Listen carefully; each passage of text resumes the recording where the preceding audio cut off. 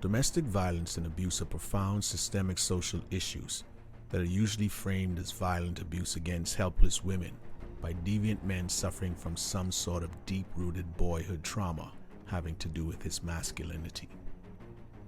And whereas there is a statistical slant towards victims being women, some statistics also show that 1/3 of reported domestic abuse victims are men who suffer in silence and shame and pain from not being able to fight back against women for whom there is no real retribution.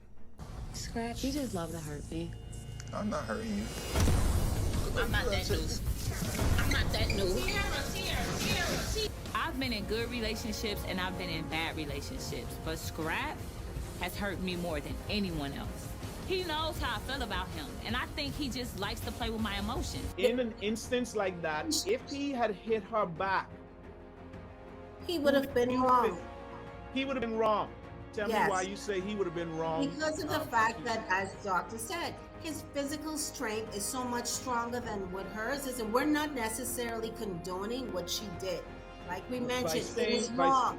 But if he had hit her back, if he had hit her back in anger, that would have produced way more harm than him walking away. So yes, I would still think that he was wrong. Perhaps these are the kinds of unreasonable and illogical thoughts that give rise to and license to and continue to enable some women's bad behaviors and abusive ways.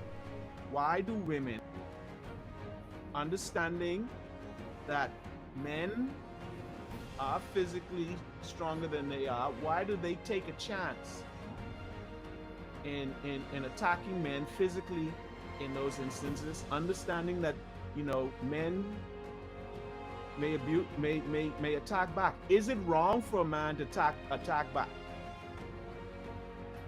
Can I say, I think I take the legal explanation. Mm-hmm. The truth is this: everything is not a threat to your life. And I think, to me, that's really the standard for attack.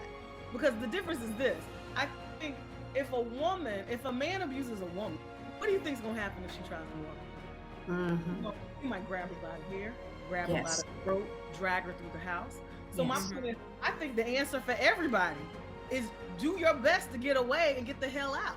But the reality is that a man is much physically better positioned to do that. So I think, to me, I think of it as the standard is, when you hit somebody, what is the risk? Like, are you defending yourself?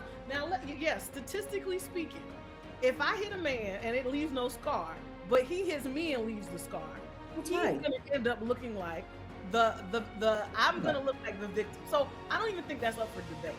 But the first answer I gave you to this question, the first clip, was the answer.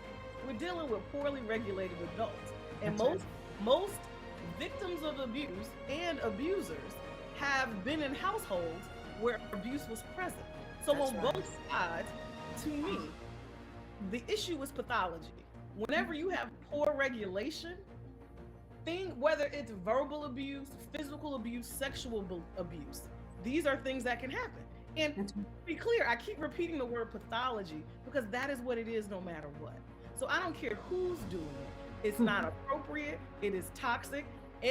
People should not be in those relationships. But I think you can't miss the point that exiting, like, let's be honest. I have to ask you this, Hugh.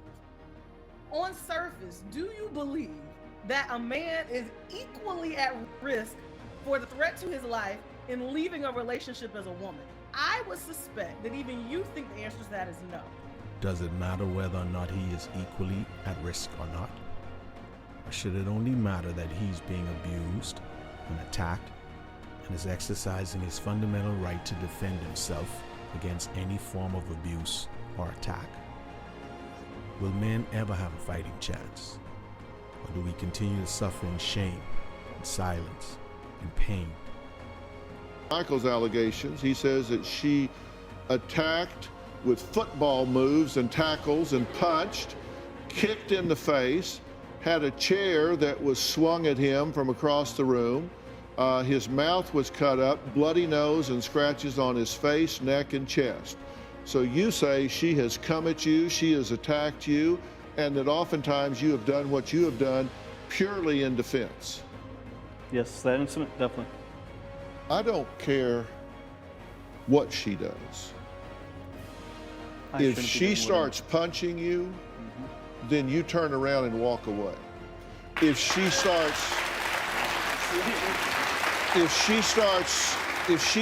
following you, then you walk faster. If she starts chasing you, then you outrun her. If you have to, you get behind the door. But you don't ever, never, ever put your hands on a woman in anger, ever.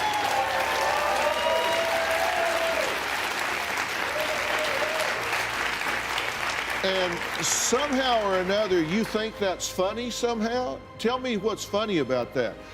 You just don't put your hands on a woman in anger. And anybody that does is a chicken coward. No, you're not done. So let me tell you. I'm done. Okay, let me tell you something.